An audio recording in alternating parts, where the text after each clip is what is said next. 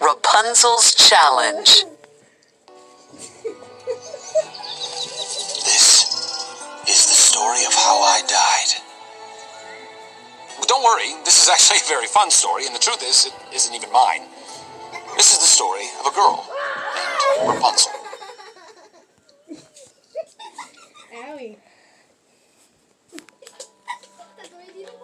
Rapunzel skipped happily along as Flynn Rider guided her through the forest.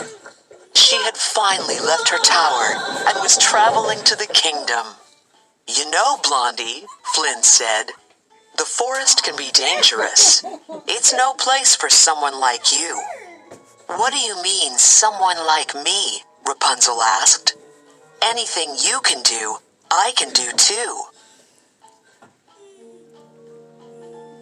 "In fact," she said, "I'll bet I can do it better than you." Flynn grinned. "Well, why don't we have a contest?" Rapunzel thought for a moment. What could the winner get? She looked at her chameleon friend, Pascal, who rubbed his tummy. "I know," Rapunzel exclaimed, pulling out her iron skillet. "Whoever loses has to make the winner a snack." "You're on," Flynn said. Rapunzel asked what kind of contest he had in mind.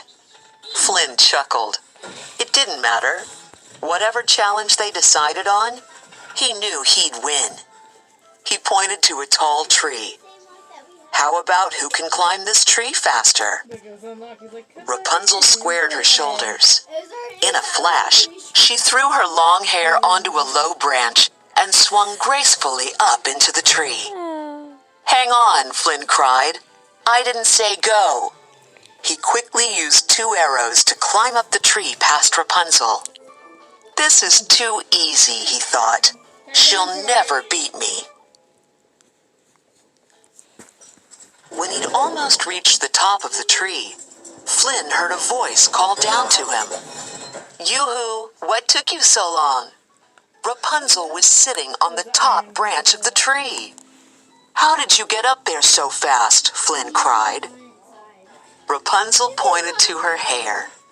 "You'd be surprised how much I can do with this." "That's cheating," Flynn argued.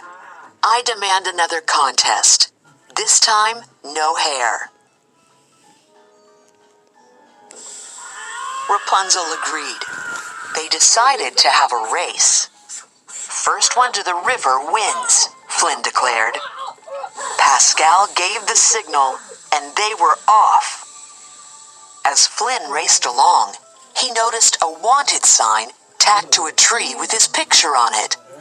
While Flynn was staring at it, Rapunzel sped right past him. Her gleaming hair trailed behind her. "I can't lose," Flynn thought. He doubled his speed and tripped over Rapunzel's hair. Before he knew it, he was completely tangled in her long locks. Rapunzel kept running to the river's edge. She won! "That wasn't fair," Flynn panted. "You used your hair again." "No, I didn't," Rapunzel argued. "I only used my legs." But Flynn insisted on one more contest.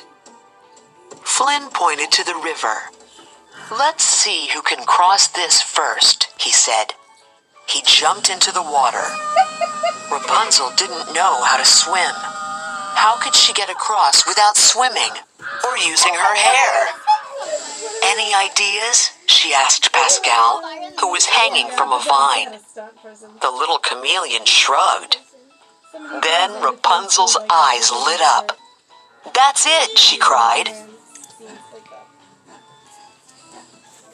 When Flynn climbed out of the river, Rapunzel was standing on the shore. "You got here first," Flynn sputtered. "And you're not even wet?" Rapunzel nodded.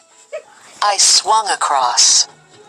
Rapunzel held up a strong vine that stretched back to a tall tree on the opposite side of the river. "I didn't use my hair," she explained. "I used this." Glumly, Flynn poured the river water out of his boots. "Fine, you win," he sighed. "What about the prize?" Rapunzel reminded him, pulling out her skillet. "You owe us a snack." "Well, what would you like?" Flynn asked Rapunzel. It's too late for you, kid. "Surprise us," Rapunzel answered excitedly. Flynn built a fire and gathered nuts and cherries to cook. Soon, delicious smells filled the air. Rapunzel said, taking a bite. "You know, you might be almost as good at cooking as I am." Almost. This is the story of how I died. Don't worry, this is actually a very fun story, and the truth is, it isn't even mine. This is the story of a girl named Rapunzel.